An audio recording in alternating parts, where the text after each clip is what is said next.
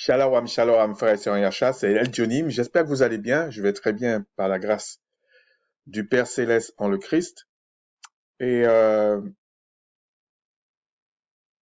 plaise au Tout-Puissant, au Père Céleste, à ceux qui l'ont pour Père, pas parce qu'ils ont décidé. Aucun enfant décide que son père biologique, c'est son père. Euh, qu'il vous bénisse. Et puis pour les autres, que le Créateur aussi leur donne ce qu'il a promis. Donc si ils sont des enfants égarés, qu'ils reviennent à la maison. Et s'ils sont pas de ces enfants, que le Tout-Puissant leur donne ce qui est promis.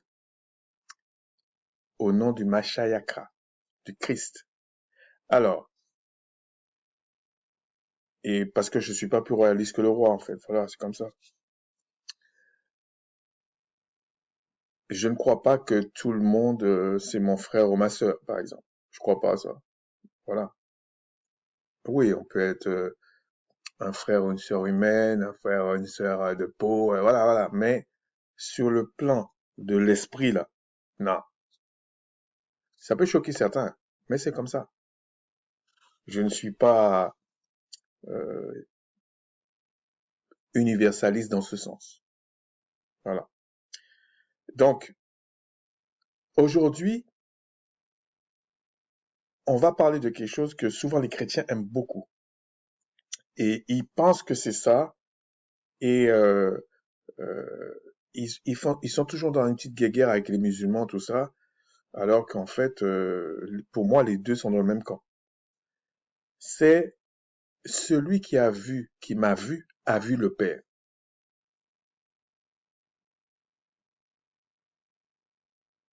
Mais est-ce que le Fils c'est le Père c'est le Fils? Non, c'est parce qu'on dit Père et Fils. Hein. J'aurais pu dire, est-ce que le Tout-Puissant c'est le Christ et le Christ c'est le Tout-Puissant? Et il suffit pas de lire Tout-Puissant pour dire qu'on parle de la même chose. Dans Genèse 1.1, ce sont les Elohim, les êtres célestes, dans le paradigme gréco-grec, gréco-romain, on dirait ce sont les dieux qui créèrent les cieux et la terre.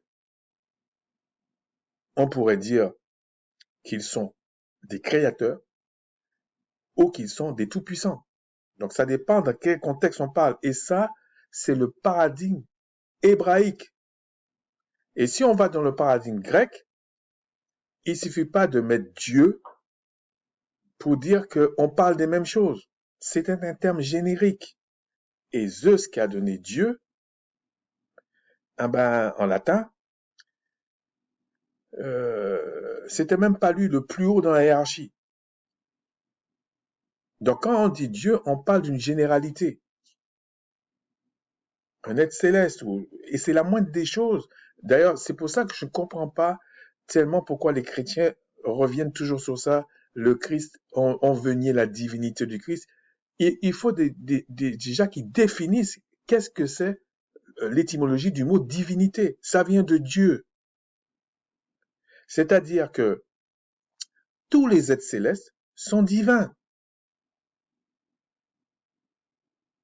Ce n'est pas réservé au Christ dans le paradigme gréco-romain qu'ils aiment tellement. Et ils persistent là-dedans parce que, en fait, ils ont cette arrogance de leur père qui est le catholicisme. Ils essaient de s'en défendre, mais non. Il faut être humble devant ça. Et c'est pas une leçon de morale, hein. Je suis pas en train de condamner ou pas condamner. C'est qu'à un moment donné, euh, qu'est-ce qu'une révélation? Vous n'allez pas venir avec un paradigme gréco-romain expliquer quelque chose qui est hébraïque, qui est d'un paradigme hébreu. C'est insultant, c'est prétentieux et c'est arrogant.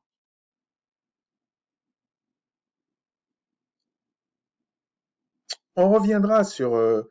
parce que j'ai à cœur de faire celui-là et j'ai à cœur de faire Jean 1.1 aussi. Parce que je ne suis pas d'accord, évidemment. Je ne suis pas d'accord. La méthodologie et cette façon très arrogante, voire efféminée dans un sens. Attention, si une femme est efféminée, euh, c'est très bien. Si un homme est efféminé, ça va pas. Si un homme est, est masculin, et je dis pas macho, c'est très bien. Si une femme est masculine, il y a un problème. C'est-à-dire que même la personne est mal dans sa peau. C'est comme ça. Bien sûr, ils vont vous dire que il faut un petit peu d'efféminé pour qu'on se comprenne. Là, on est d'accord, ça c'est pas le problème. Mais une chose qui est sûre, euh, d'ailleurs, regardez le chaos qu'il y a dans le monde, parce que les gens ne veulent pas croire ça, mais il y a un problème parce que les gens sont paumés. Ils savent pas qui ils sont, ils savent pas où ils vont. C'est la vérité. Et ils essaient de faire croire aux gens que euh, les choses sont faites par hasard. Mais en même temps, ils vous disent dans les sciences que le hasard n'existe pas. Donc à un moment donné, il faut qu'ils se décident. Les Écritures nous disent, les maux et les biens viennent du Tout-Puissant. Aucun malheur n'arrive dans une ville sans que lui en soit l'auteur. Avec tout ce qui se passe dans le monde, je vous assure, il n'y a rien qui échappe à celui qui a, qui a eu la volonté de créer ça. C'est comme ça. Mais il le révèle qu'à ses enfants, ça. Alors, il y a plusieurs âges, l'enfance, la jeunesse et la maturité, l'adulte. Oui, c'est vrai.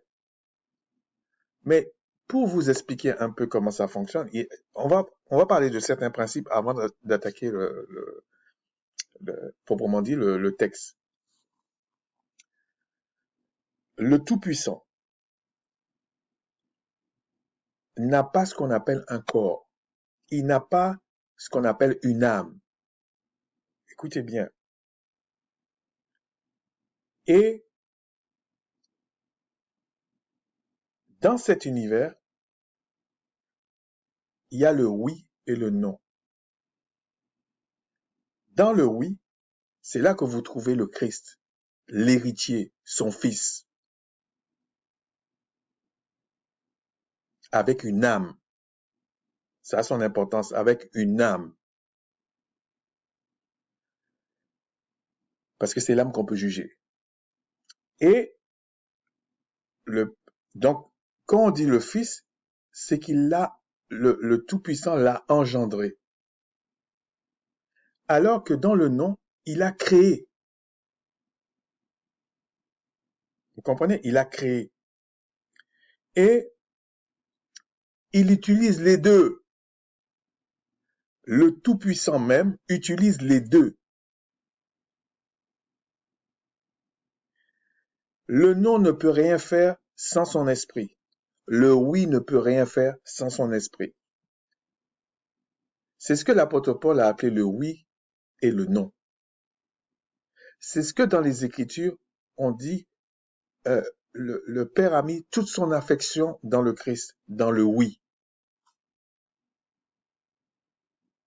son affection. Il lui refuse rien. Mais il a éduqué, il a enseigné, etc.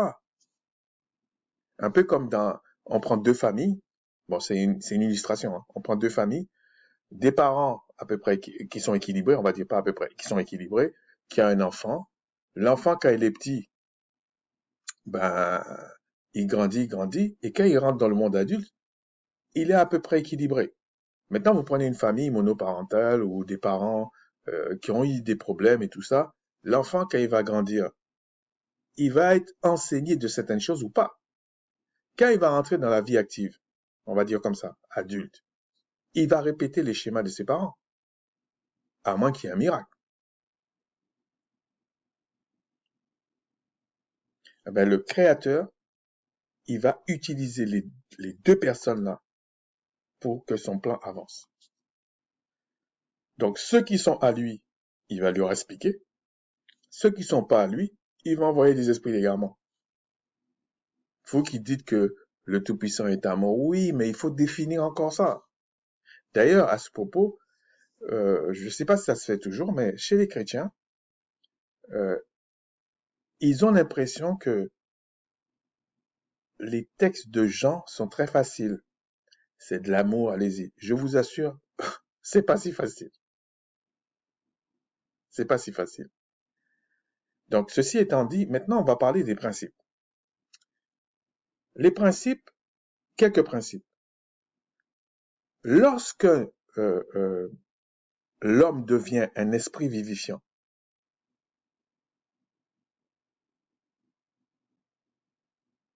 l'homme animal a disparu. Disparu.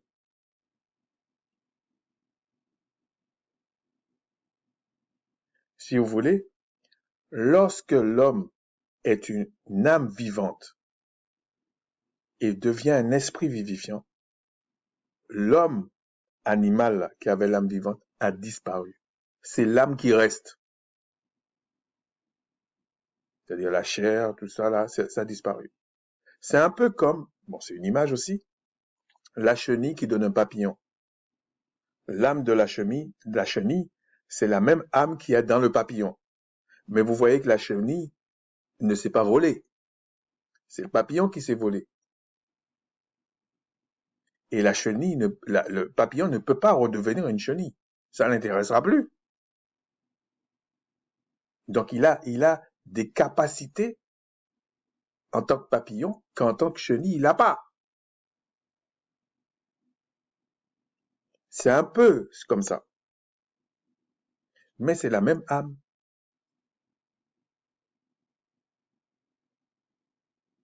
Ben, c'est la même chose pour l'homme animal ou l'homme naturel et l'homme spirituel quand il devient parfait. Et on a déjà les arts de cet esprit-là. C'est pour ça qu'il est dit, il faut que l'homme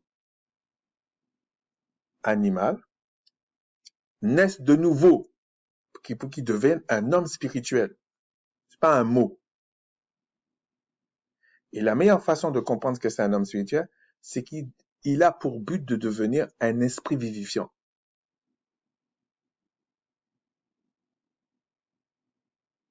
Et je vais même vous dire quelque chose d'autre qui va peut-être choquer certains.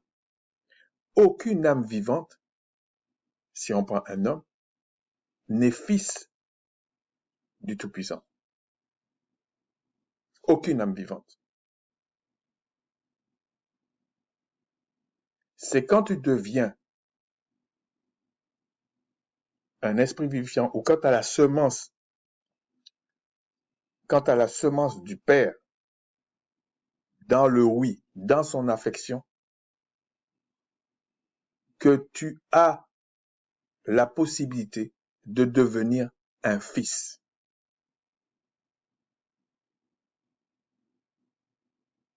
C'est pour ça qu'il est dit qu'il n'y a ni homme ni femme. Mais il parle du monde animal. Non, je veux dire, il parle du monde spirituel. Parce que dans le monde animal, il y a hommes et femmes. Et je vais vous dire, c'est pour ça le Christ dit lui-même, à la résurrection de mort, il n'y aura plus ni homme ni femme. Mais il y aura des rangs sur le plan spirituel, ce que dit l'apôtre Paul.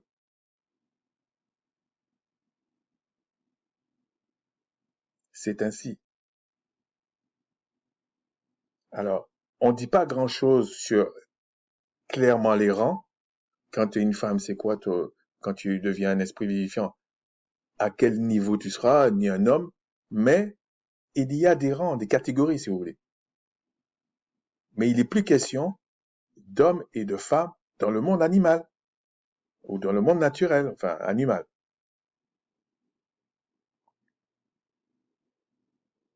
Donc, il faut bien comprendre ces principes-là lorsque vous lisez les Écritures. Je vais vous donner un exemple pour vous faire comprendre l'homme animal et l'homme spirituel ou l'esprit vivifiant. L'âme reste parce que c'est elle qui est jugée. Et si vous dites qu'il ne change pas ou qu'il change, ça veut dire en même temps que vous êtes en train de nier que l'âme, vous êtes en train de dire que l'âme ne peut pas être sauvée. Je dis ça pour que vous compreniez ce qu'on va expliquer aujourd'hui par la grâce du Tout-Puissant. C'est-à-dire, c'est pour ça que l'apôtre Jean, dans 1 Jean, il dit que tous ceux qui vous disent que Christ n'est pas venu en chair, ceux-là, c'est l'antichrist. Parce que ça voudrait dire que son sacrifice n'a pas de sens. Et ça voudrait dire que vous, en tant qu'homme animal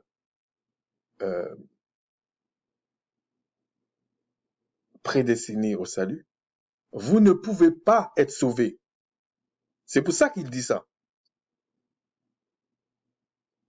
Mais les gens pensent que l'apôtre Jean, c'est de l'amour.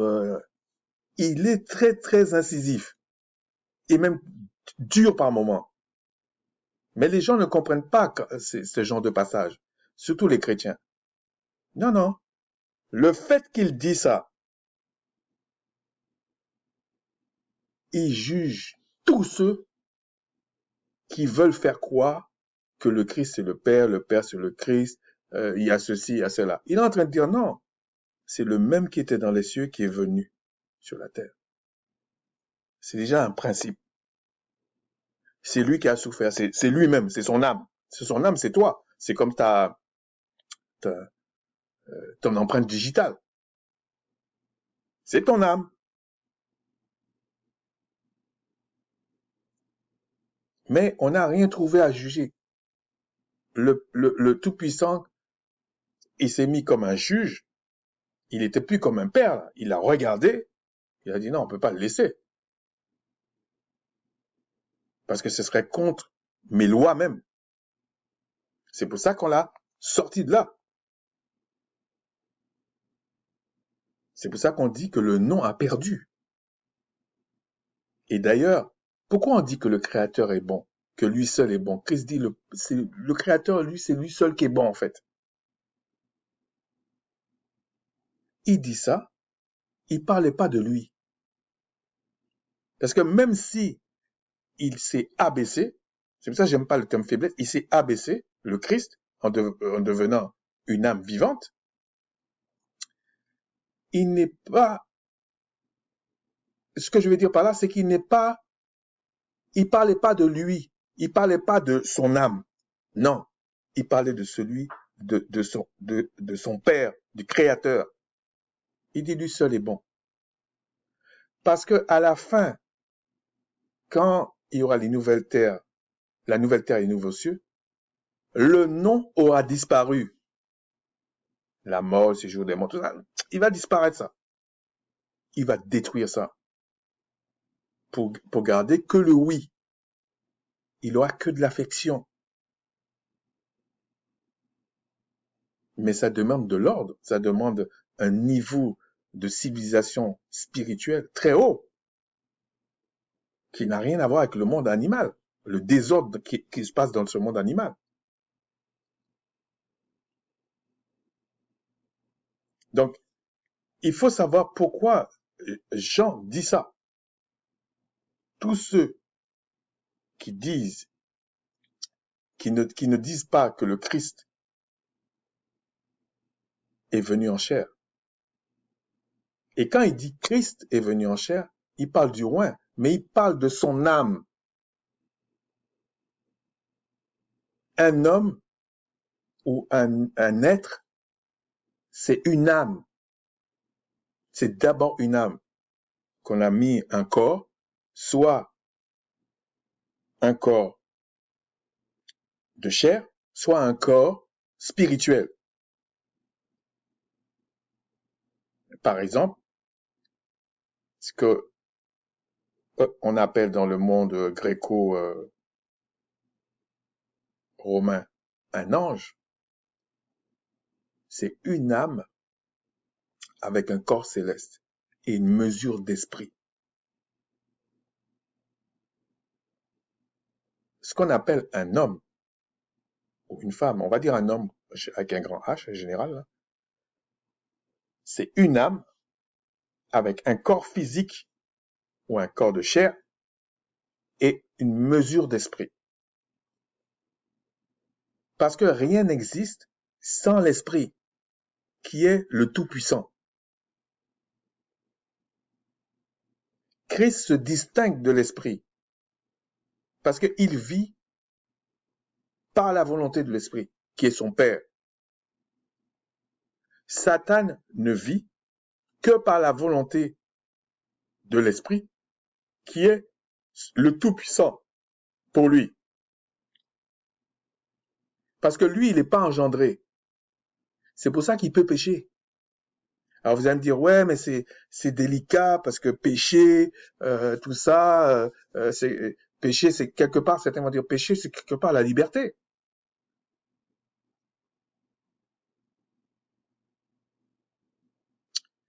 Euh, non, je vais vous donner un exemple. Quand un enfant est petit, il fait ses besoins sur lui, tout ça, admettons, on va dire ça c'est mal, ok? Ça c'est mal. On ne tient pas compte de certaines choses parce que c'est un enfant, c'est un bébé. Quand il commence à grandir, lui-même, alors, il y a une petite phase, il va trouver ça super qu'il fait plus ses besoins sur lui, qu'il arrive à parler, etc., etc. Mais quand il va commencer à grandir un peu, il voudra plus revenir à ça. Non. Et il va pas regretter les joies qu'il avait quand il était bébé. Il va pas le regretter. Je parle dans le cas, imaginons qu'il s'en souvient un peu. Okay? Il va grandir, il va grandir. 14 ans, l'âge bête, 14-15 ans. Franchement, quand on est jeune, on est un peu plus bête, hein, c'est comme ça. Et donc, parce qu'on croit savoir, surtout maintenant, là, et c'est ceux qu'on manipule le plus rapidement, et puis après, on l'installe dans un paradigme, et puis on le manipule jusqu'à la fin de sa vie. Donc, ça se passe là. Et donc, il, il aura, il aura d'autres joies à cet âge. Il va pas regretter quand il faisait ses besoins sur lui, au contraire. Il en aura peut-être même un peu honte. Mais, il a certaines joies. Je parle dans le bon sens du terme. Il a certaines joies, voilà, il a certaines choses qu'il comprend pas et tout. Mais quand il va passer dans le monde des adultes, il va travailler, il va faire ses affaires, il va se marier, il aura des enfants. Il a d'autres joies. Je parle dans un monde équilibré. Il va pas regretter quand il avait 14 ans. C'est faux. Il peut se rappeler de certaines choses. Il peut dire, ah ouais, c'était ça. Il va même comprendre certaines choses. Les gens qui regrettent, euh, par exemple, qui regretteront leurs 15 ans, c'est parce que ça se passe mal pour eux, fondamentalement. Ils sont pas heureux. Donc ils regrettent à ce moment-là, c'est ce qui est logique. Mais je veux pas dans un monde idéal. Il a plus de liberté quand il est adulte. Il sort quand il veut, il fait ce qu'il veut.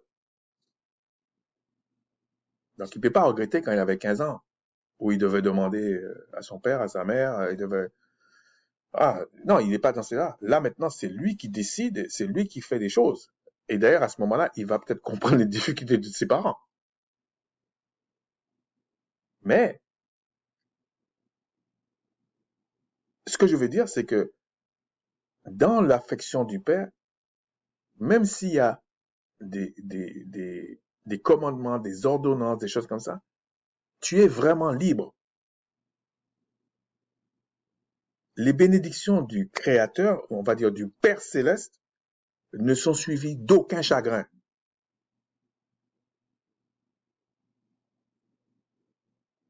Comment tu es, tu es la tête dans un royaume, tu fais partie de la tête et tu regrettes la queue. T'es un malade, en fait. Tu es indigne. Alors que dans le nom, c'est le désordre là-bas. C'est bien pour ça que le Père va le détruire à la fin. Mais le oui et le non, c'est l'esprit qui a ça à l'origine. Et quand on dit qu'il s'est manifesté dans le Christ, c'est qu'il a mis son affection, comme il dit, il a mis toute son affection en lui. Mais ça ne veut pas dire que l'esprit n'a pas encore son affection en lui, c'est lui. C'est comme un père, on va prendre dans le monde animal, c'est comme un père, il aime vraiment ses enfants, on va dire comme ça. Il dit, c'est mes trésors qui sont là, c'est mon cœur qui est là. Est-ce que vous, à un moment donné, vous pensez qu'il n'a pas de cœur? Non, il dit, ça c'est mes cœurs, c'est mon cœur qui est là. C'est un peu comme ça qu'il faut comprendre. Et le Père utilise le nom qu'il a manifesté pour faire certaines choses. Donc, que ce soit le bien ou le mal, c'est le Père qui le fait. C'est le Tout-Puissant qui le fait. C'est pour ça qu'il est dit, toute chose concourt au bien de ceux qui aiment, qui rendent un culte au Père. Ça veut dire qu'il est enfant. Mais comme j'ai dit, vous ne pouvez pas être un fils si vous n'êtes pas né de nouveau. Donc déjà, ça montre que le Père ne veut pas sauver tout le monde. D'ailleurs, il le dit. Bon, c'est pas l'objet. Qu'il ne veut pas que tout le monde, il veut que tout le monde entende, comme le Christ l'a dit. Entende. Mais il ne veut pas que tout le monde comprenne. C'est pas le fameux Dieu que les chrétiens parlent. C'est pas ça la Bible.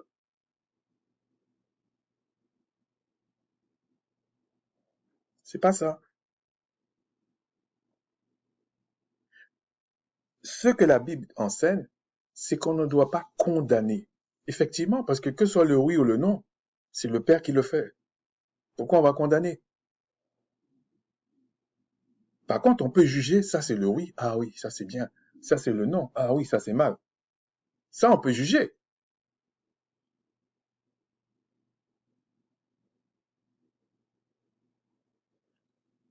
Donc, on va lire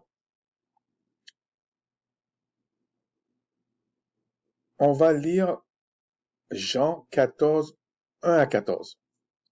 Je ne sais pas combien de temps ça va prendre, mais on verra. Jean 14, 1 à 14. Bon, je ne vais pas lire le 1, 2 à 14.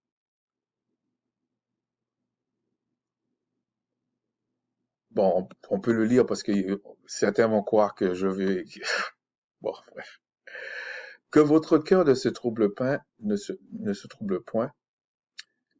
Comme il parle à ceux qui sont censés être nés d'esprit, c'est pour ça que je vais dire, croyez en le Père et croyez en moi.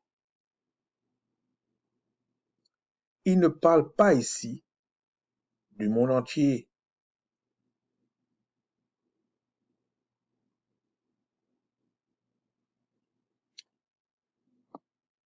Il y a plusieurs demeures dans la maison de mon Père, voilà, de mon Père. Donc il parle de son Père.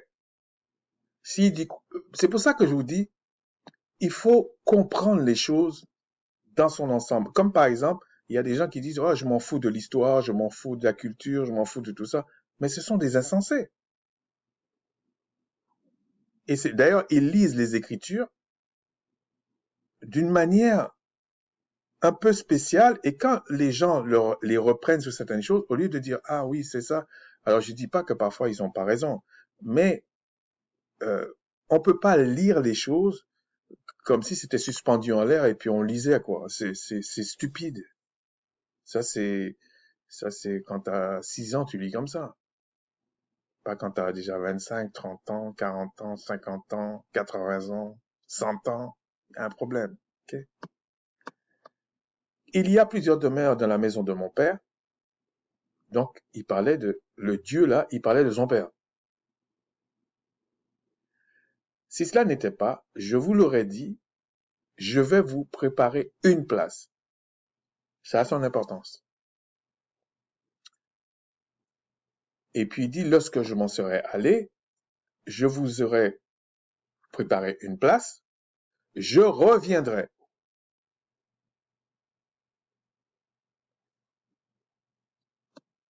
Et je vous prendrai avec moi, afin que là où je suis, vous y soyez aussi.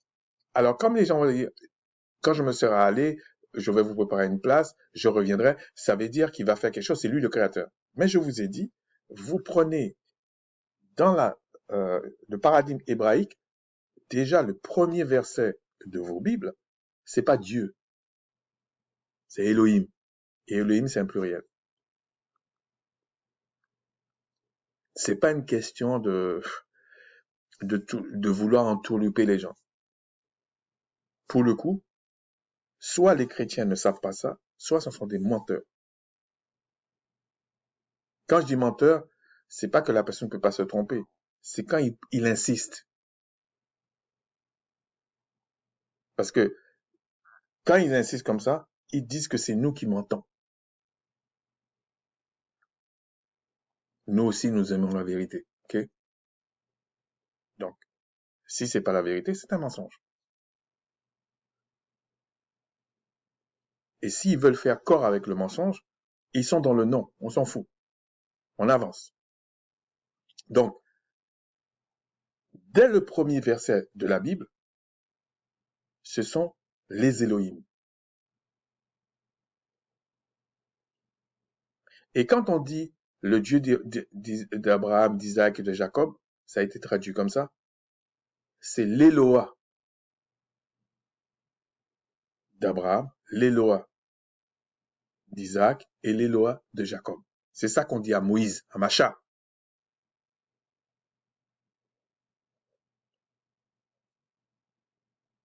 Bien que on peut dire oui, c'est le grec, machin, mais c'est pas leur histoire. Donc quand ça a été écrit, admettons ça a été écrit en grec, c'était déjà pour les Israélites. Donc eux, ils comprenaient. Eux, ils comprenaient ce que ça voulait dire.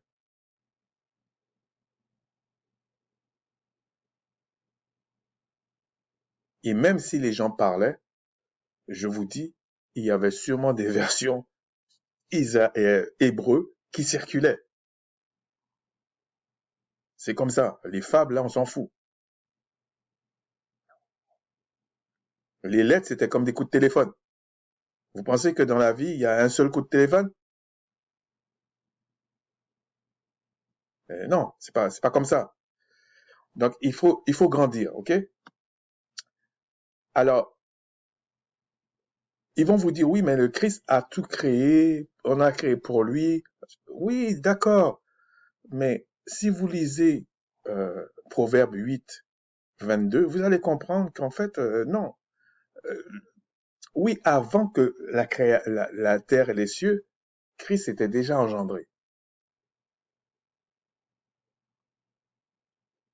Mais souvenez-vous de ce qui est écrit, de ce qui est fait dans les Écritures au niveau d'Adam. Quand Adam, il a vu tout, et puis il dit, ouais, mais là, j'ai un petit problème, j'ai pas eu quelqu'un comme moi, là, avec qui parlait de ça.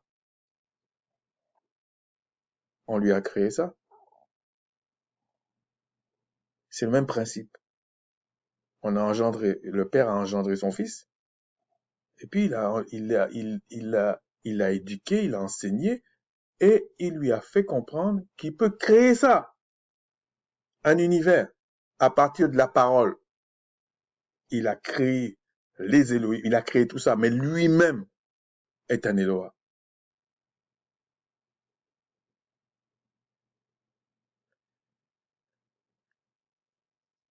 Donc, c'est pas étonnant qu'il dit, je vais vous préparer une place. Puisque dans les Écritures, on dit euh, qu'il est en train de nous préparer le corps céleste. On va quitter le corps de animal, donc la chair, et on va rentrer dans un corps céleste. Mais dans le corps céleste, on aura des possibilités qu'on n'avait pas dans le corps animal, dans le corps de chair. Et d'ailleurs, la loi de Macha, les sacrifices d'animaux, les animaux avaient une âme, c'est pour ça qu'on faisait couler le sang, et ça permettait que que ce soit puisque le Christ c'est lui qui est le directeur en chef en fait, que ce soit le Père, que ce soit le Fils, il patientait.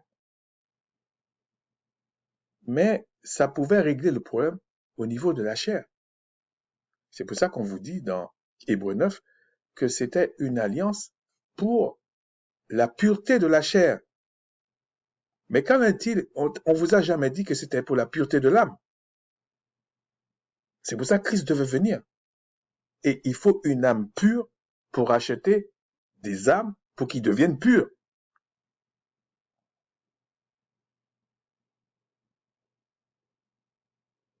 L'animal qu'on tuait, il faisait pas les saloperies des hommes. Quand j'étais gamin, j'allais quelque part à un moment donné, et on m'a expliqué ça, j'étais étonné.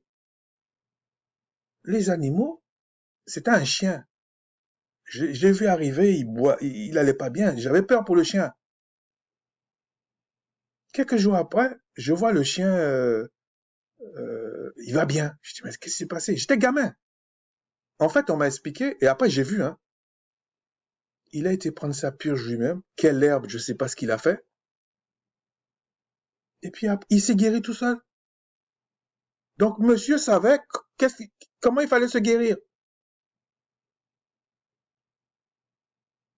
Mais les gens aujourd'hui qui se disent qu'ils ont ils connaissent le Créateur au point de nous cracher dessus, ils savent pas se guérir. Puis on vient nous insulter. Bon, tout est dit. Alors, on va sauter là parce qu'on va aller plus vite. Le verset 6. Yahshua lui dit, bon, Yahshua ça veut dire sauveur. Je suis le chemin, la vérité et la vie. Nul ne vient au Père que par moi. Donc ça veut dire en gros, c'est pas tous les baratins qu'on dit. Pour arriver au Père, pour aller vers le Père, pour aller vers le Père, il faut passer par lui.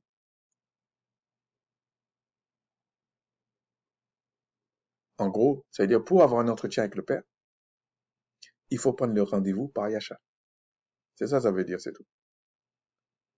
Pour essayer d'être un peu ludique. Et là, il dit, si vous me connaissiez, parce que, en fait, Thomas lui demande au verset 5, comment pouvons-nous en savoir le chemin? Ça veut dire, en gros, il dit, je comprends pas ce que tu es en train de me raconter. Et là, il dit, si vous me connaissiez, vous connaîtriez aussi mon Père. Donc, il dit, si vous me connaissiez. En fait, il dit, c'est comme s'il dit, quelque part, vous me connaissez pas. Si tu me connaissais, tu connaîtrais aussi mon Père.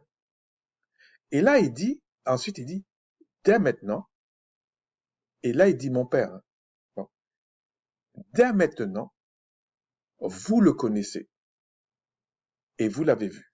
Et là, ça y est, il y a les louanges, les trompettes, les gens qui dansent, les gens machin, parce qu'ils ont trouvé, ça y est, on a vu le Père.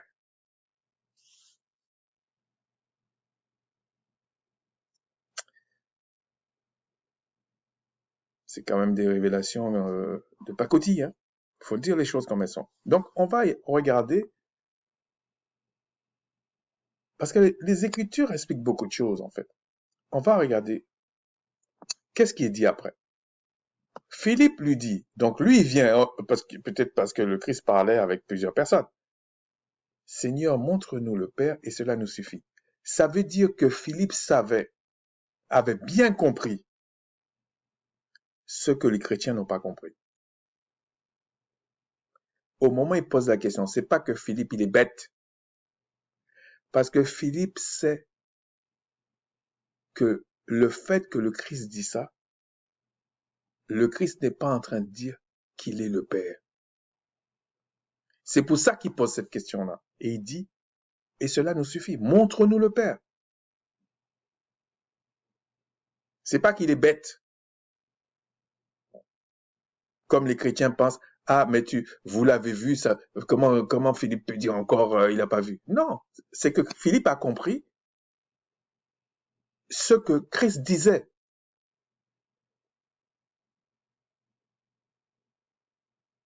Et qu'il sait très bien que Christ n'a jamais dit plus haut qu'il est le Père. Que si tu le vois, tu vois le Père. Non, il sait que c'est pas ça. Il sait qu'il parle pas physiquement. Et là, Yahcha continue, le Christ continue. Il y a si longtemps que je suis avec vous, et tu ne m'as pas connu, Philippe. Christ répond à la première chose. Si vous me connaissiez. Et là, Christ lui dit, il dit, tu m'as pas connu. Donc il parle de lui. Là, il parle du Christ. Il parle de lui-même.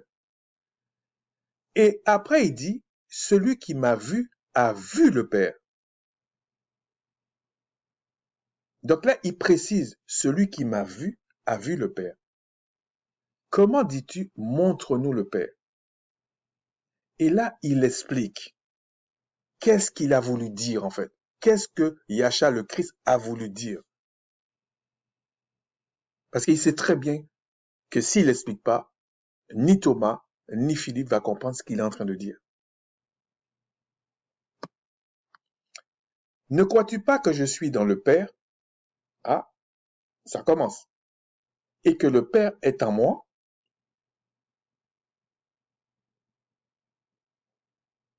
Ah, c'est plus voir, hein, là. C'est plus voir en moi et que je suis en le Père. C'est plus voir. C'est déjà différent. Donc là, on comprend qu'est-ce que le Christ veut dire quand voir. Bon, on continue.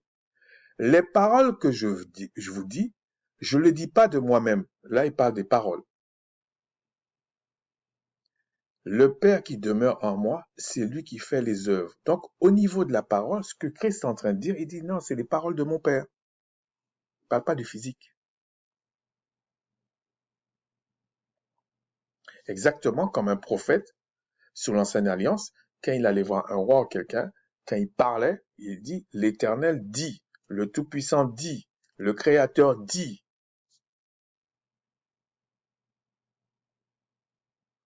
Et même s'il était roi, il avait toutes les puissances, tout, il tremblait. Parce qu'il savait que le prophète, même s'il est de chair là comme ça, ce qu'il est en train de dire, c'est un message du Tout-Puissant pour lui. Mais à aucun moment, ces personnes ont dit que le prophète, c'est le Créateur. Mais il savait que le message, dès que le prophète allait ouvrir la bouche, ce qu'il allait dire, c'est le Tout-Puissant qui parle.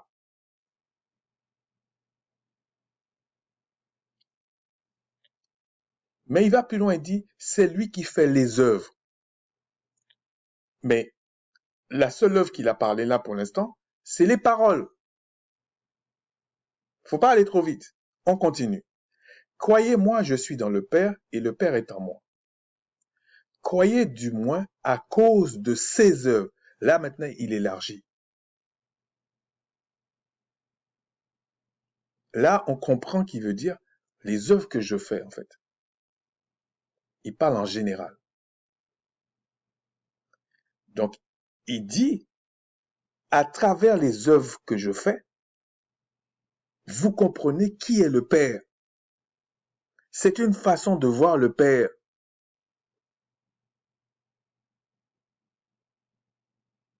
Parce que déjà, en tant qu'homme animal, vous ne pouvez pas voir le Père et vivre. Ça, oublie ça. Mais vous pouvez le voir quand même, parce que s'il dit, vous le voyez à travers les œuvres, c'est qu'on voit le Père quand même. Mais on ne le voit pas d'une certaine manière, si on veut être précis. C'est pareil dans le céleste.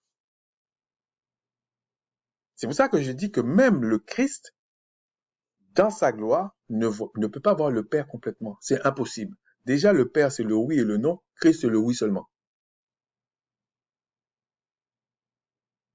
Si on veut caricaturer. Verset 12. En vérité, bon, je vous ai déjà dit 2 fois, c'est certainement. Dans ce cas-là, c'est certainement. 3 fois, c'est tout de suite, tout de suite, tout de suite, tout de suite. Et c'est pas de la cabale, ça, hein. C'est simplement, vous regardez dans les Écritures. C'est certainement, ça peut être immédiatement, mais immédiatement, c'est un peu ambigu. Certainement. Je vous le dis. Celui qui croit en moi fera les œuvres que je fais. Ok? Il fera les œuvres que je fais. Donc, ça veut dire que le Père fera des œuvres par cette personne. Il en fera de plus grandes parce que je m'en vais au Père. Donc, quand il dit il en fera de plus grandes, il y a 2 raisons. Parce qu'il y a la sagesse aussi. S'il y a des choses qui prennent 10 ans, Christ a fait son ministère 3 ans. Donc, déjà, on ne peut pas le voir. Bon, on peut dire ça. Mais il y a aussi un autre aspect. C'est que le Christ, bon, je vais le lire et puis après je vais revenir sur ça. Je m'en vais au Père. Et tout ce que vous demanderez en mon nom, je le ferai afin que le Père soit glorifié dans le Fils. Donc, c'est lui-même qui va faire les choses pour que le Père se réjouisse dans le Fils, soit heureux, soit dans la joie de ce qui se passe. C'est comme un père qui dit, ma fille ou mon garçon, c'est mon cœur. Et quand l'enfant fait quelque chose, il est très fier. Voilà, c'est tout. C'est ça qu'il dit là. Bon. Donc, ça veut dire quand vous demandez quelque chose au nom du Mashayaka, au nom du Christ, au Père, il y a tout un système qui amène la prière jusqu'au Père. Mais avant que ça arrive au Père, ça passera par le Christ. Et le Christ va faire les choses, parce que c'est lui l'héritier, il va faire les choses, ça va réjouir le Père, parce que le Père a enseigné, a éduqué le Christ pour qu'il fasse des choses que pour lui plaire. Ça va lui plaire, il a confiance en son Fils, ça va lui plaire. Il l'a formé. C'est comme un père qui a entraîné son fils au karaté ou à la boxe, et puis qui l'amène à un sport, et qui dit non, j'ai confiance en mon fils. Il va le battre. On dit, mais attends, t'as vu le gars? Non, il va le battre, je le connais, c'est mon fils, non? Vas-y, il va le faire. Et quand il a dit, non, je t'avais dit qu'il allait gagner. C'est un peu comme ça, le Christ.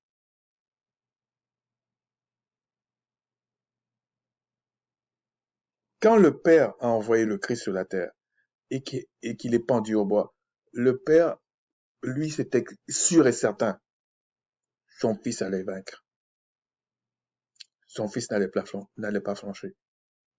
Peut-être le fils savait pas, mais lui, le Père, il savait.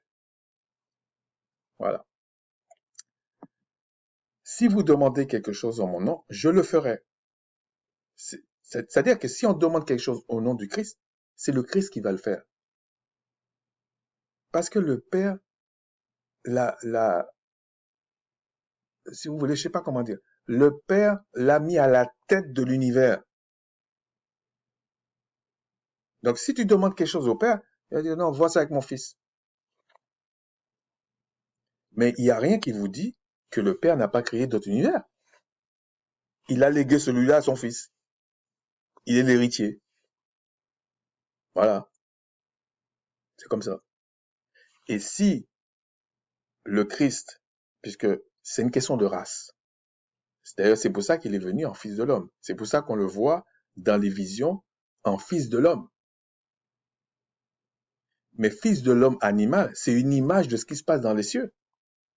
C'est pas l'inverse. C'est pas l'inverse. Pour ceux qui peuvent comprendre, comprenez. Ça n'a jamais été l'inverse. Donc, je disais, au niveau de faire les choses plus grandes, il y avait le temps, mais il n'y avait pas que ça. Je vais vous montrer quelque chose. Je vais essayer de vous expliquer quelque chose. Attendez.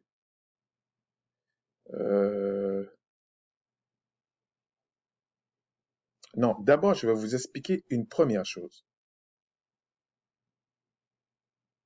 Attendez. Avant tout, sur la terre, ce qu'il faut comprendre que sur la terre, le Christ n'avait pas tous les pouvoirs dans le sens qu'on imagine. Et il l'explique à un moment donné, quand il va voir Lazare qui était mort, dans Jean, dans Jean 11. Alors Jean 11, je l'avais préparé, je pense que c'était là. Ouais, Jean 11. Et à partir du verset, on peut lire 17, non, 38 à 45, donc c'est pas celui-là. Pourquoi ça, c'est pas Jean, ça? Ouais, c'est là.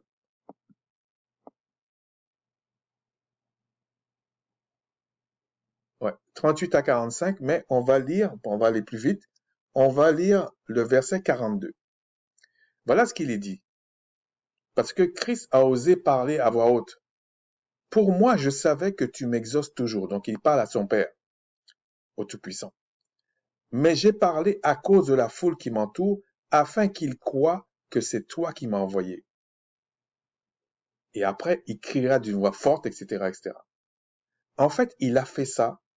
C'était pas pour se montrer. Il a fait ça pour leur faire comprendre que lui, il sait ce qu'il fait. C'est une des raisons, le pouvoir de la parole. Mais ça, c'est pas le cas. On va y aller à Jean 1:1. Parce que ça, j'ai à cœur, là. Parce que j'ai pas apprécié que quelqu'un comme ce monsieur Olivier, et quand je dis monsieur, ça veut dire monseigneur, donc je ne le méprise pas, bon, il y a une partie de ce qu'il a dit, je suis d'accord avec lui. Mais fondamentalement, je suis pas d'accord avec lui. Et les condamnations qu'il lance à chaque fois dans ses vidéos, j'en ai rien à faire. Je trouve ça insultant. Parce que la parole dit, on ne dit pas qu'il va monter, qu'il va descendre, et on ne doit pas condamner. Si on a bien compris, on ne doit pas condamner. Mais chacun vit avec son âge. Donc lui qui pense qu'il a un âge très grand dans le Seigneur, c'est un gamin. Peut-être il n'est même pas encore né. Nous parlons spirituel là. Donc ici, Christ montre en tant que fils de l'homme, il n'a pas les prérogatives de son statut de roi dans les cieux. Il est, ce que la Bible explique, comme un serviteur, mais en tant que roi, il est aussi un serviteur. Mais à un autre degré, en fait. Et là, il dit, je sais que tu m'exauces toujours, ça veut dire, c'est pas lui qui a les rênes dans la main. Là, c'est pas comme s'il dit, je vais te préparer une place. Non, non, c'est pas lui qui le fait. C'est pas lui qui donne des ordres aux gens de le faire. Là, il demande à son père. Bien sûr, il y a des serviteurs qui doivent le faire, hein, mais il demande. C'est pas qu'on lui a dit, tu es en charge de ça. Il doit demander. Donc il demande.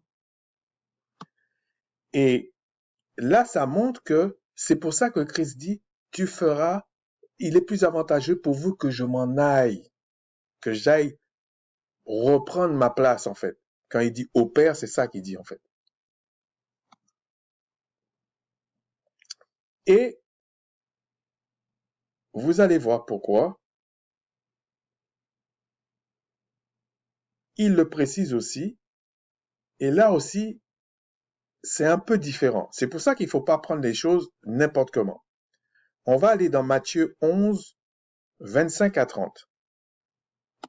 Donc, c'était celui-là que j'avais vu. On va lire,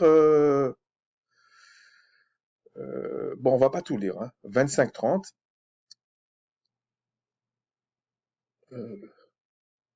On va lire 27, mais il faudrait lire de 25 à 30, mais on n'a pas le temps.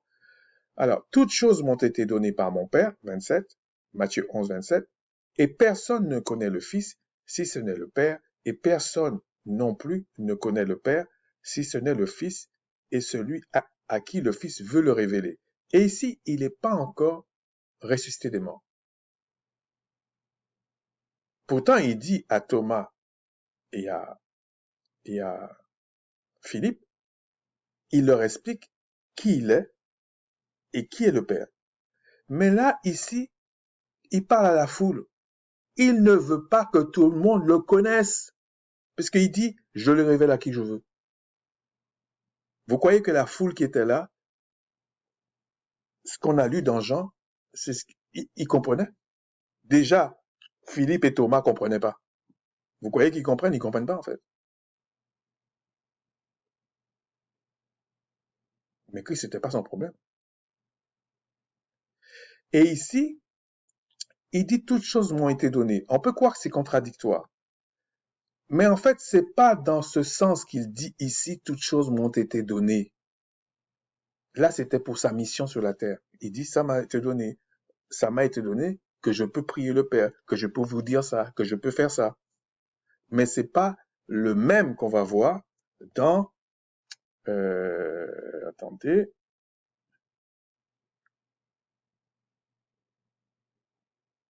j'essaie de ne pas tout mélanger. Attendez, c'est pas la même chose qu'il dit, parce que j'essaie de prendre des notes. Attendez.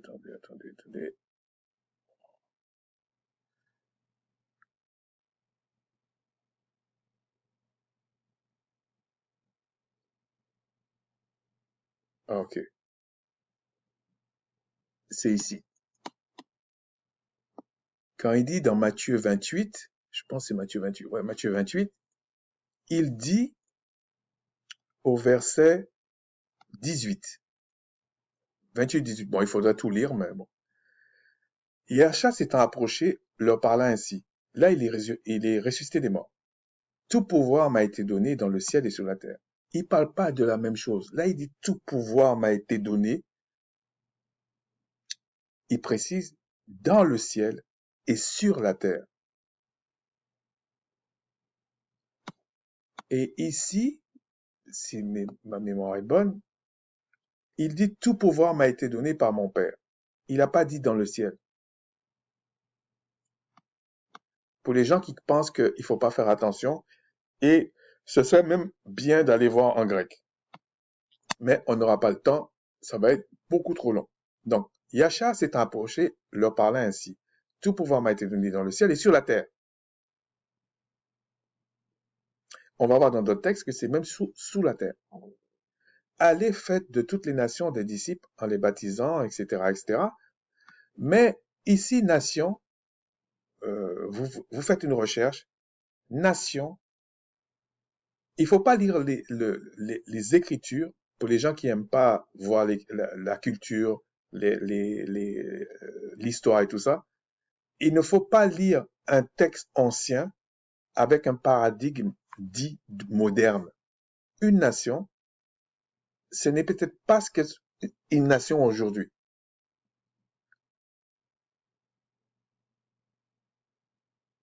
Parce que déjà à l'époque, si on prend par exemple l'Afrique, même d'autres endroits dans le monde, il n'y avait pas les histoires de numéro de maison, des frontières, il y avait pas ça. Donc, vous prenez une chose dans notre paradigme, même culturel, vous le mettez dans celui-là et vous venez insulter les gens. Non, il y a quelque chose de maladif quelque part. Donc, et même dans le strong grec, il y a plusieurs significations d'un mot. Et ça aussi, ça a son importance. Mais c'est pas l'objet. On verra peut-être ça dans Jean 1, si le Tout-Puissant me le permet, si le Père me permet. Donc, les nations, ça peut être aussi des tribus. Alors, on va dire, ouais, mais partout dans le monde, machin. Ouais, mais attends. Quand vous lisez l'ensemble des Écritures, les Israélites ont été dispersés dans le monde. Et que c'est le même Père qui a promis de ramener son peuple. Bien sûr, c'est le Christ qui le fait. Ramener son peuple au Père. Et c'est pour ça que le Christ est venu. Qui aurait pensé qu'il doit passer par là? Non, pour ramener son peuple. Non, il va le ramener. Mais nation, ça peut dire groupe de personnes, ça peut dire aussi tribu. Et là, on comprend pourquoi Christ a dit, je ne suis venu que pour le brebis perdu de la maison d'Israël. Pourquoi voulez-vous qu'il change d'avis? C'est pas un bricoleur. C'est le Christ, par l'Esprit du Père et par le pouvoir que le Père lui a donné, qui a créé cet univers. C'est pour ça qu'on dit pour lui et par lui. C'est son héritage qui est là. Et il nous fait participer, c'est pour ça qu'on dit co-héritier. Mais aux yeux du Père, on est des héritiers. Mais il sait très bien que notre héritage dépend de l'héritier. C'est pour ça qu'on dit fils unique. Fils unique. Il ne faut pas le voir comme on le dit aujourd'hui.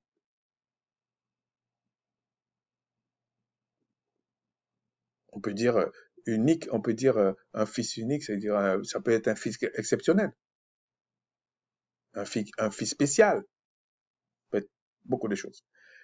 Et il dit, au verset 20, et enseignez-leur à observer tout ce que je vous ai prescrit. Et il dit, et voici, je suis avec vous tous les jours jusqu'à la fin du monde. Puisqu'il y a d'autres textes qui disent, si vous gardez mes commandements et tout ça, ben, le Père et moi, nous ferons notre demeure chez toi. Mais il précise bien que c'est le Saint-Esprit, l'Esprit de vérité, qui sera avec nous. Donc après, il faut comprendre. Mais là, c'est pas l'objet. C'est pas l'objet du tout. Ensuite, voilà, je vais continuer.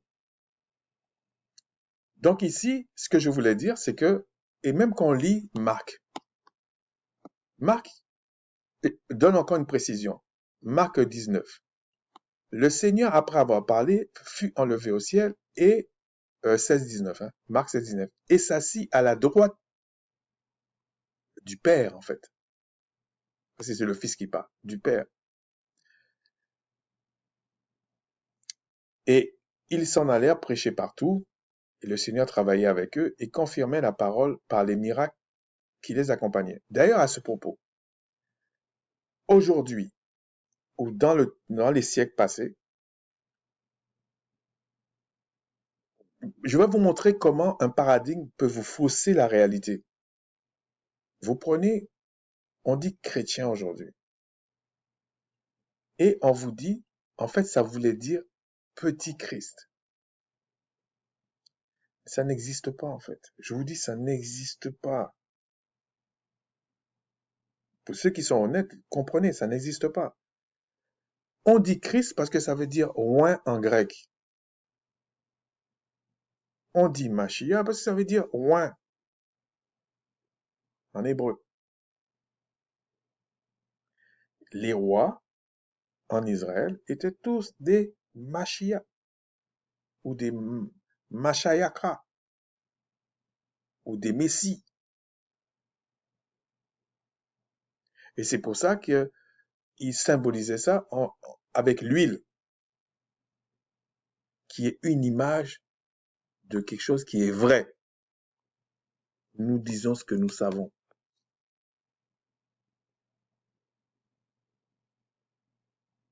Nous disons ce que nous savons. Et donc, par la grâce du Tout-Puissant, par la grâce du Père en Christ, nous disons ce que nous savons.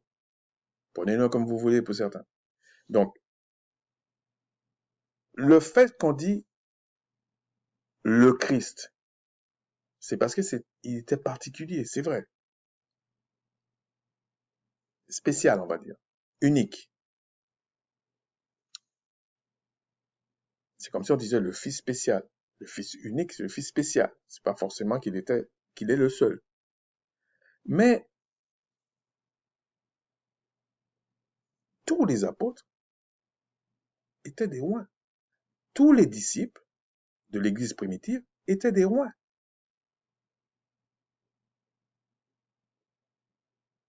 Un peu à l'image, quand le Christ les avait envoyés à 70, et puis ils ont fait plein de choses, Christ les a rois.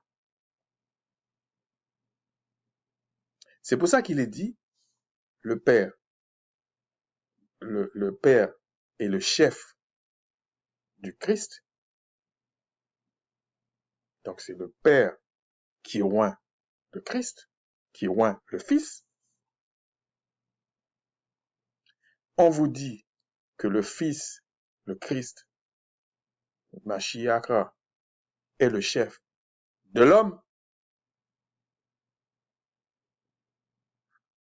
Donc c'est lui qui oint les hommes. Et l'homme est le chef de la femme. Donc quand l'homme bénit une femme, c'est pour ça que quand une femme parle mal d'un homme, ça ne fait rien du tout. En tout cas, dans l'affection du père, c'est pas une bonne chose. Mais si un homme fait n'importe quoi, c'est pas une bonne chose non plus, on est d'accord. Mais ce que je veux dire, c'est un décalage par rapport à ce que le monde dit, parce que le monde ne connaît pas. Le monde est dans le désordre. Il connaît pas. Et le désordre, c'est l'ordre, comment dire, c'est l'ordre dérangé. Donc ça veut dire qu'en fait, si vous comprenez certaines choses, vous allez prendre des petits segments du désordre, vous allez comprendre certaines choses de la vérité. Mais vous ne connaissez pas la vérité. C'est pour ça que tout le monde parle. Ils vont prendre des petits segments, des petits trucs, et ils vont faire croire que c'est la vérité. Mais bon, ils se débrouillent. Et donc ici, ce que je voulais dire, c'est que là, il dit, il s'assit à la droite du Père. Mais en fait, c'est ça, c'est le Père qui lui a dit, en fait, tu vas reprendre ta place. Mais là, aux yeux même de la terre et de tout le monde, on va te faire connaître. Mais dans les cieux, on le connaissait déjà. Mais c'est la terre qui ne le connaissait pas.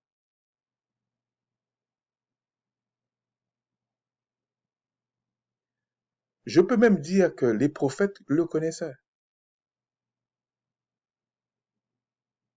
Puisque quand on voit ce que dit Isaïe, même certains rois comme David, euh, il y en a plusieurs, ils savaient en fait, puisque c'est le Machayaka qui était leur chef, qui est leur chef. Donc ils savaient. Mais de dire que le Machayaka, le Christ, est Dieu, personnellement, dans le paradigme grec, ça me choque pas en fait. C'est pas un truc qui me choque.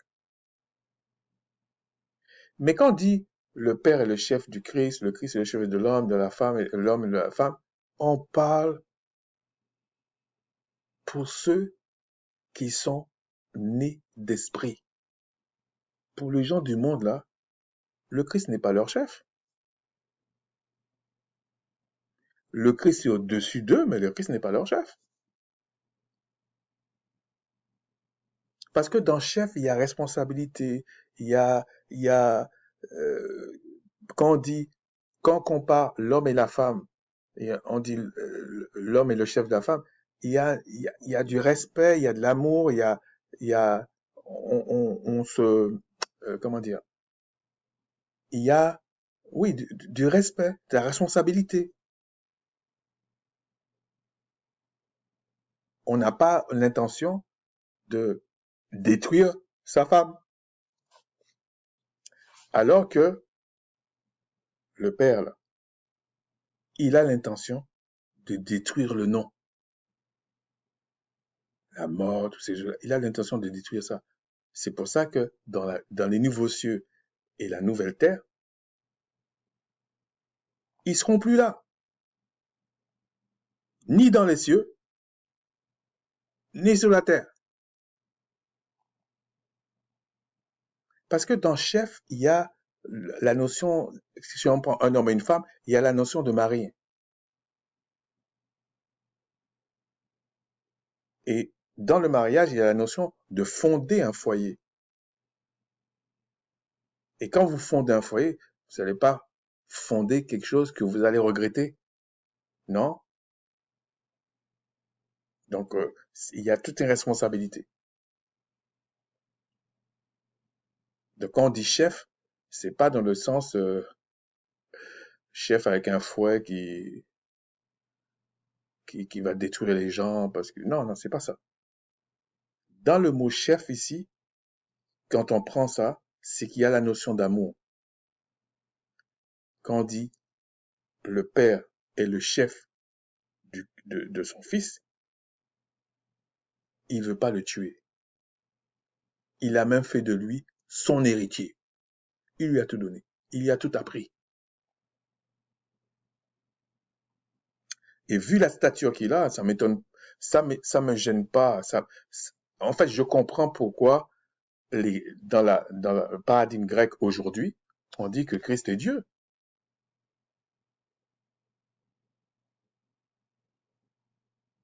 Mais il n'est pas le Père. C'est pas possible. Il a été engendré. Et c'est le même Christ avec la même âme qui est venu sur la terre. Ok. Bon, maintenant, on va continuer avec le verset, je pense que je dit, ouais, le verset 8, Jean 8.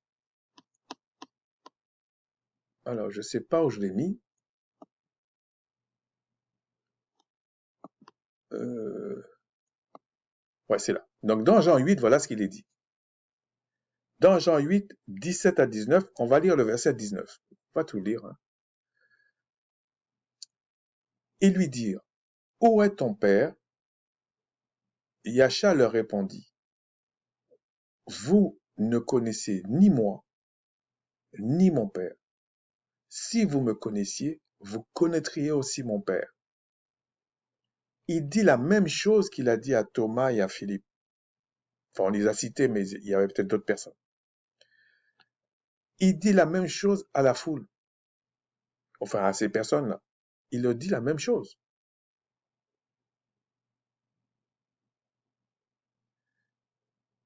C'est pareil, les apôtres pourraient dire, en leur temps, puisqu'ils sont des Christ, c'est pas des petits Christ, etc., ils sont des Christ, mais avec une onction qui leur est attribuée.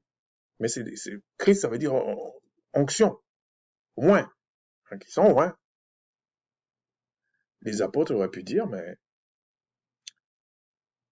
celui qui me voit le Christ, et si tu vois le Christ, tu vois le Père. Ils auraient pu dire la même chose. Est-ce à dire que les apôtres, c'était Yacha? Non.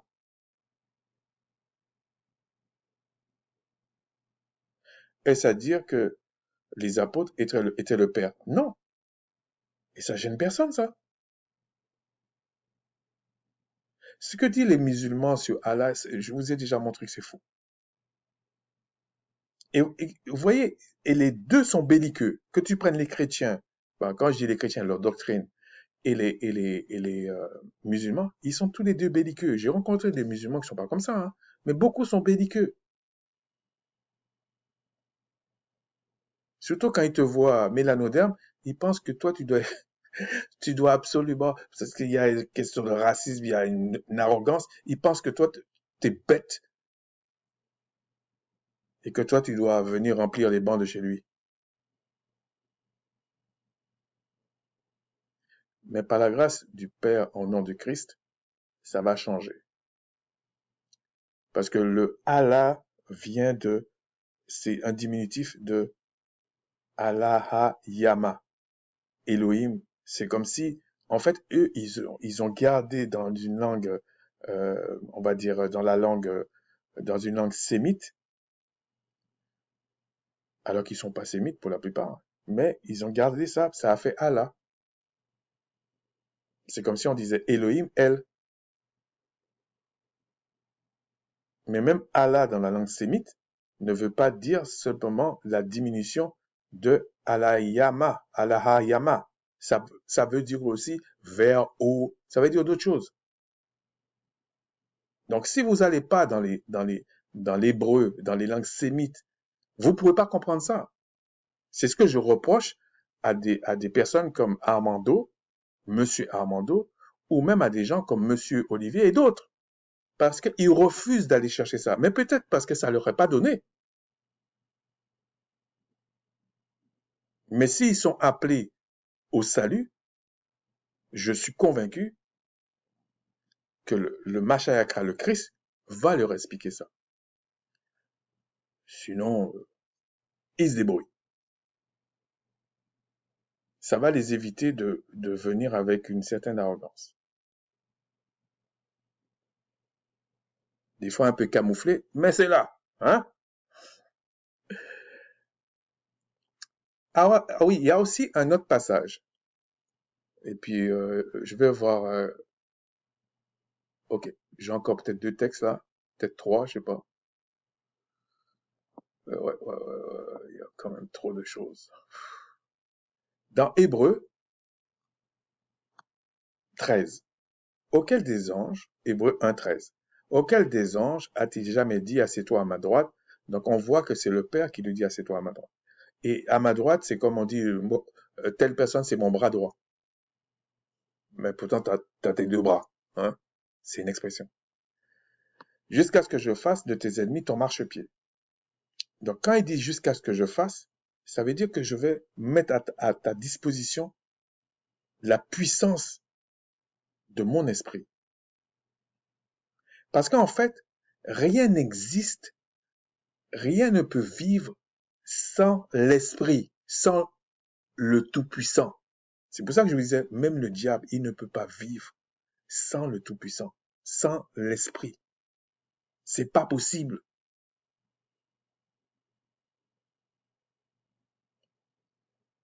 Je sais pas comment, on peut dire le Tout-Puissant, réellement, avant toute chose, le Christ n'existait pas. Le diable n'existait pas. Nous n'existions pas. Rien n'existait. En tout cas, dans cet univers. Il a engendré son fils. Il a dit, c'est lui l'héritier. Je vais lui enseigner, je vais lui apprendre tout. Je vais lui donner la puissance, l'énergie, tout ce qu'il faut. Et il lui a dit, voilà, crée cet univers. Il a créé.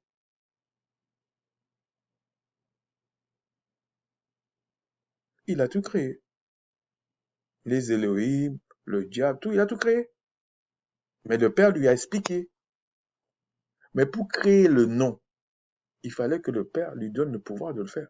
Sinon, il ne peut pas le faire. Et le plan, c'était ça. C'est ça que des fois, les fables, là, ça m'agace un peu, mais bon, c'est comme ça. Hein. J'étais loin de connaître ça quand j'avais 10 ans, 15 ans, 20 ans. J'étais loin de connaître ça, donc il n'y a pas de problème. Et là, il dit,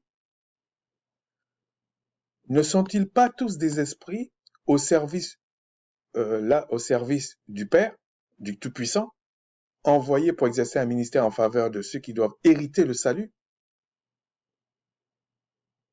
Donc, s'ils sont envoyés pour exercer le ministère en faveur de ceux qui... Il parle toujours de l'affection, du oui. Donc, il parle de choses bien précises. Il ne parle pas ici spécialement du non, du diable et tout ça. Non, non, il ne parle pas de ça. Là. Mais ici, on vous montre, bon, il y a Hébreu 2.8 qui l'explique un peu plus. Donc, il lui donne, euh, on dit, il lui donne un statut. Mais tu ne peux pas avoir de statut dans la vie, en fait, sans que le Père, le Tout-Puissant, te donne une mesure d'esprit. C'est pour ça que certains veulent réduire le Tout-Puissant à de l'énergie. Et je suis pas d'accord parce que c'est pas vrai. C'est lui l'intelligence, c'est lui l'existence même. Ça vous montre à quel point il est grand. Alors, si on va dans Hébreux 2:8, je ne vais pas tout lire non plus. Voilà ce qu'on vous dit. Tu as mis toutes choses sous ses pieds. En effet, en lui soumettant toutes choses,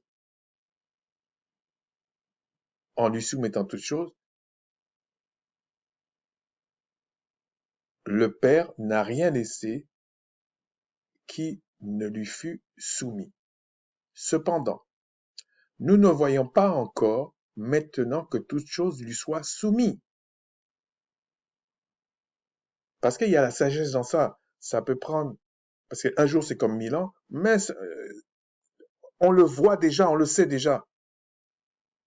Et les visions, les songes, c'est des choses comme ça.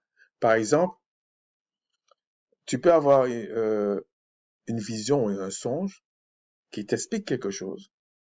Ça se voit déjà dans les Écritures, hein. Et puis c'est 3 mois après que ça se passe. 2 ans après, 4 ans après. Mais mais posez-vous la question, pourquoi on ne peut pas changer ça? Mais c'est ça la puissance de l'esprit. On ne peut pas changer. Un peu comme Christ quand il dit, quand ils ont été étonnés pour le figuier par exemple. Et puis il parle, le figuier sèche. Bon, il y a une petite polémique, est-ce que c'est tout de suite, est-ce que c'est le lendemain? Mais bref, il sèche. Puis il dit, mais en fait, si vous ne doutez pas, vous avez la foi, tu parles, la chose se produira. Mais il n'a pas tout expliqué, mais c'est vrai ce qu'il a dit là. C'est sûr que les disciples ont dû poser plein de questions en dehors et il a expliqué en détail. C'est pour ça que vous voyez par exemple les télévisions avec beaucoup d'informations, ça parle, ça parle, ça parle. Et ils savent à un certain degré ce que c'est la parole. Et c'est seulement les fils du Tout-Puissant qui peuvent les bloquer. C'est ça le véritable réveil en passant par la repentance. Il faut connaître son identité. Il faut comprendre ce qui se passe. Tu parles, tu les bloques. Ils peuvent parler là-bas. Et si tu ne parles pas, ça peut se passer. Ils le savent. Mais si tu parles, le oui supplante toujours le non. C'est comme ça. Donc ici, il dit, c'est pour ça, mais celui qui a été abaissé pour un peu de temps au-dessous des anges, Yasha, alors quand il voit ça, il dit, ça veut dire qu'il n'est pas un ange. Mais non, mais non, mais non. C'est comme si un père qui a 20 enfants, filles comme garçons, et puis il dit, il y en a un, c'est lui qui va, c'est lui qui va s'occuper de tout là, de cette partie de, admettons qu'il a plusieurs entreprises, il dit, ben, toi tu vas t'occuper de cette entreprise. Et puis il y a un problème qui se passe dans l'entreprise. Et le fils dit, la meilleure manière de comprendre ce qui se passe dans l'entreprise, je vais me faire embaucher dans l'entreprise. Est-ce à dire qu'il était faible? C'est pour ça que j'étais pas d'accord avec certaines expressions, surtout des chrétiens, là. Ils prennent faiblesse comme ça, ils voient faiblesse, donc faiblesse, c'est ça. Non, non, non.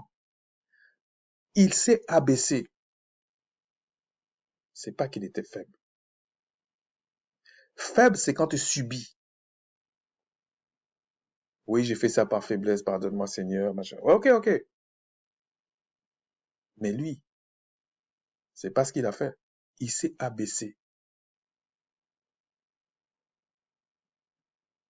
C'est-à-dire qu'au lieu d'être le chef d'entreprise, il a dit non, non, je vais me mettre comme, mais il n'est pas venu comme un employé. Oui, il a pris la position, le statut d'un employé, mais même son regard, comme la façon qu'il regarde, il est en train de travailler. Parce qu'il est en train de régler ses problèmes dans l'entreprise, mais il est comme un employé. Personne dans l'entreprise sait qu'il est un employé. Qui il est vraiment, que c'est lui le patron en fait, que c'est à lui l'entreprise. Mais Christ a fait plus ou moins la même chose. Donc il est pas faible dans le sens qu'on dit, comme on dit, euh, euh, le juste tombe 7 fois, mais le Seigneur le relève toujours, parce qu'il le fait par faiblesse. Mais Christ, c'était pas ça. Enfin bref, comme vous savez tout, vous vous démerdez. Donc,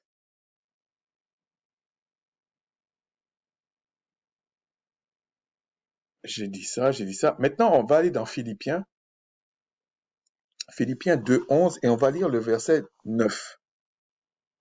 Philippiens 2:11, verset 9. Bon, il faudrait tout lire, mais on n'a pas le temps.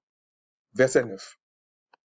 C'est pourquoi le Père l'a souverainement élevé, puisqu'on parle du Fils, et lui a donné le nom qui est au-dessus de tout nom, afin que, au nom de, au nom de Christ, tout genou fléchisse dans les cieux, sur la terre, sous la terre. Là, on rajoute sous la terre. Et que toute langue confesse que le Christ est Seigneur, à la gloire de... Vous voyez, quand ils disent Dieu le Père, en fait, on aurait... C'est parce que c'est le paradigme qui veut ça, en fait.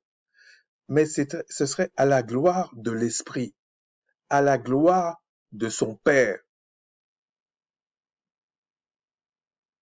Parce que tout ce que Christ fait, c'est pour magnifier son Père.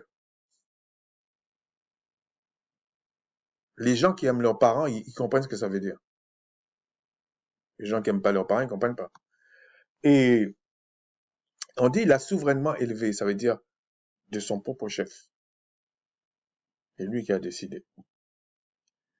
Et quand on parle de nom, au-dessus de tout nom, ne prenez pas le nom uniquement, c'est comme si on dit Titi, ça c'est son nom. Non, il y a le témoignage, il y a le statut, il y a tout, la réputation, le témoignage, il y a tout. C'est ça le nom. Le nom signifie quelque chose. Le nom t'établit dans quelque chose. Donc quand quelqu'un prie au nom de, de, de, de, de Yasha, au nom de celui qui a donné sa vie pour moi, pour les brebis perdues de la maison d'Israël, quand il prie comme ça,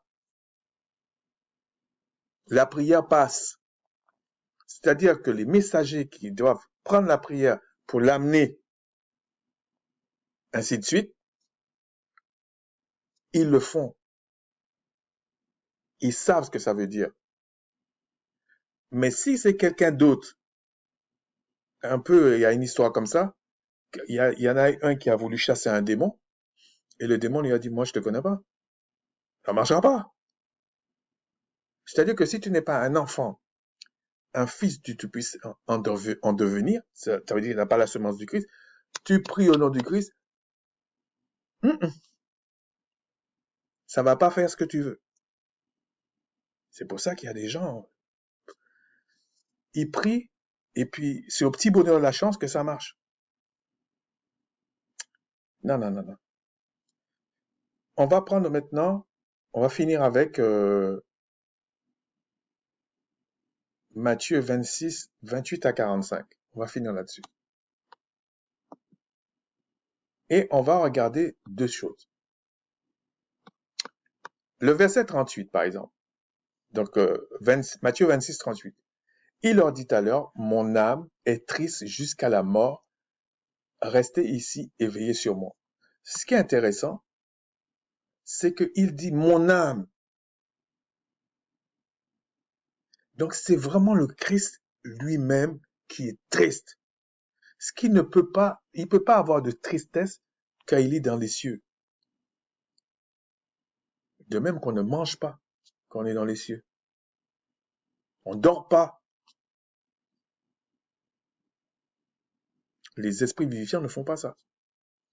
Mais là, il dit mon âme, parce que il était comme une âme vivante. Donc, il dit mon âme est triste. Parce que dans les cieux, un esprit vivifiant, même s'il a une âme, pourquoi on dit il a une âme?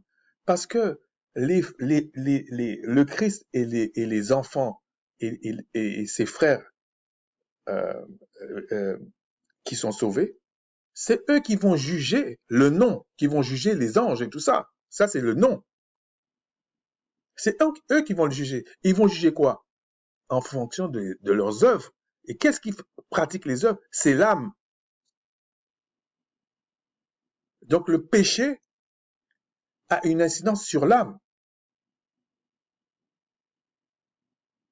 C'est pour ça qu'il est dit les œuvres mortes et les œuvres préparées d'avance ou les œuvres dignes de la repentance, c'est les œuvres du oui qui construisent,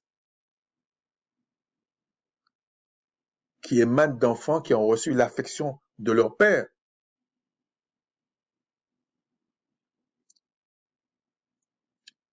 Bon, on va pas tout lire, hein, mais on va lire encore 2 ou 3 versets. Verset 39, où il est dit, puis ayant fait quelques pas en avant, il jetait sur sa face et pria ainsi, mon père, s'il est possible que ces coupes s'éloignent, etc. Il dit mon père, mon père. Bon. Si vous prenez verset 49, non 42, il dit la même chose. Il pria ainsi, mon père. Ce que je veux dire par là, c'est même s'il a dit mon âme est triste, le fait que le père a dit c'est mon fils en qui j'ai mis toute mon affection, il l'a fait naître d'esprit à ce moment-là, en fait. Comme nous, même si on ne voit pas encore ça, on a déjà la semence du Père en nous. Et on deviendra parfaitement un esprit vivifiant. Et c'est pour ça que le Christ nous a envoyé le consolateur, le défenseur, le consolateur, tout ça, pour nous rappeler les choses. Et il nous a donné les arts de l'esprit. Parce que c'est le Père qui lui a dit, voilà comment il faut faire.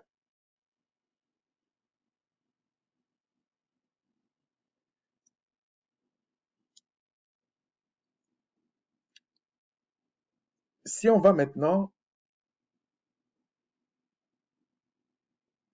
bon, j'ai déjà dit ça, celui qui est né du Tout-Puissant, qui est né du Père, ne pêche pas. Vous allez dire, ouais, mais des fois, admettons que tu es vraiment né d'esprit, là, oui, mais c'est comme un bébé. Il fait ses besoins sur lui. C'est ce que j'expliquais. Mais à un moment donné, il le fera plus. Et puis quand il sera adulte, ça l'intéressera plus de faire des besoins sur lui, etc. Ben, nous, ce sera pareil. Il faut être honnête. Mais celui qui est né ne pêche pas. Il reste pas dans le péché. Par la grâce du Père au nom du Christ. Si maintenant on prend le verset 45. Puis il alla vers ses disciples et leur dit, vous dormez maintenant et vous reposez, l'heure est proche et le Fils de l'homme est livré aux mains des pécheurs. Là, il parle, vous voyez, il revient au Fils de l'homme. Je vous ai dit, un Fils de l'homme n'a pas pour père le Tout-Puissant. Non, c'est une âme vivante. C'est une créature. C'est pour ça qu'il peut pécher. Adam et Ève ont pu pécher parce qu'ils étaient des créatures. Ils n'étaient pas des fils. Pourquoi je dis pas des filles? C'est parce que le Christ a dit lui-même, à la résurrection de mort, il n'y aura plus ni homme ni femme en fait. Et c'est pour ça que l'apôtre Paul a essayé de résumer ni juif, ni grec, ni homme, ni femme. Mais la partie homme et femme, c'est qu'il y aura plus d'hommes et de femmes. euh, il y aura plus d'hommes animaux. Ils seront plus des âmes vivantes. Ils seront des esprits vivifiants. Donc c'est pas la même chose. Donc ici, quand il dit le Fils de l'homme est livré, Ce qui veut dire, c'est le Christ qui s'est abaissé, qui est devenu une âme vivante, qui va se livrer à son Père, et le Père, c'est lui qui l'a établi, souverain sacrificateur. C'est pas lui qui dit ça, c'est le Père qui l'a établi héritier. C'est pas lui qui est né qui a dit non, je vais être héritier. Non. De même, ce n'est pas nous qui disons oui, on veut être ceci, on veut être. Non, non. C'est la prédestination, c'est le Père qui te fait rentrer dans le royaume. Sinon, c'est niette. Ben, quand je dis c'est le Père, c'est le Christ qui le fait, mais sachez que le Père a enseigné le Fils. Et nous aussi, on devrait être comme ça. Sur ce, oui, je voulais dire une dernière chose. Les gens qui disent, surtout les chrétiens, oui, comment on appelle ça? Les lois de Macha, de Moïse, c'est comme si c'était quelque chose de bizarre. Mais Christ a dit, il n'est pas venu abolir la loi, donc il faut savoir en qui vous croyez. En qui vous croyez. En plus, vous dites le Christ est le Père. C'est encore pire. Vous allez être jugé sévèrement. Et là, ce qui est plus grave, aujourd'hui, lorsque vous avez un problème cardiaque, la première chose qu'on vous dit, arrêtez la charcuterie. Arrêtez la charcuterie. La charcuterie, c'est en général du bacon, c'est le porc. C'est pas pour les raisons que je crois que les musulmans savent un peu ça. Je suis pas sûr. Donc il y a un problème. Ça bouche les artères, c'est la graisse. Donc toi qui es chrétien, tu dis à tout le monde que tu as été sauvé. 15 ans après, on te dit il faut plus manger de porc, hein, et tu viens m'insulter parce que j'ai dit qu'il y a la loi, qu'il y a la loi, qu'il y a la loi qui est là. Je connaissais quelqu'un comme ça qui était un peu malheureux parce qu'il pouvait pas manger de crustacés. Sachez qu'il y a beaucoup de malades modernes et même dans les îles qui sont allergiques aux crustacés. Et il me disait, oui, mais ça me fait de la peine parce que je crois en la Bible et que je peux pas manger de tout. J'ai dit, c'est une grâce que tu as de ne pas manger mes crustacés. Il y avait un autre, avec toutes les thromboses là qu'ils ont là. Il a eu un truc comme ça et il me dit, et quelques temps avant, je lui avais dit, mais tu sais, il faut que tu arrêtes, c'est quelqu'un de ma famille, il faut que tu arrêtes le porc. Il m'a dit, ah non, le porc là, non, pas ça, non, non. Il me dit, non, pas ça et tout. J'ai laissé. Maintenant, on lui a dit d'arrêter les charcuteries, tout ça. Je pense qu'il mangera plus le porc. Déjà, il mangeait plus le crustacé. Donc, en fait, tout ça pour dire que je me suis pas réjoui de ça, hein. Je me suis pas réjoui de sa thrombose parce que j'étais pas content parce qu'il avait été prendre un truc là. Vous savez que je disais que c'était pas bon. Et je remercie le Christ d'avoir eu pitié de lui. Parce que la manière que c'est fait, il aurait pu mourir. Mais bon, bref. Et donc, je disais que vous dites que la loi de Macha, il faut laisser tomber. Mais les médecins là, gréco-romains que vous aimez là, ils vous disent indirectement de respecter la loi de Macha. Et vous respectez comme des bourricots. Mais vous venez nous insulter. Mais c'est pas grave. C'est pas grave. Toi qui as 30 ans, je te souhaite pas ça. Tu nous insultes. Il n'y a pas de problème. On en parlera quand on aura 45, 50 et qu'on va te dire d'arrêter la charcuterie, d'arrêter tout ça. On en reparlera. Il y a des choses qui sont pas applicables. Par exemple, la dîme, c'est pas applicable, mais ça veut pas dire que la dîme est mauvaise. C'est pas applicable, etc. Sur ce, je vous dis un gros shalawam et ceux qui ont bien regardé toute la vidéo, que le Père, au nom du Mahashayakra, vous bénisse si vous êtes appelés à la repentance et au salut, selon les promesses Shalom.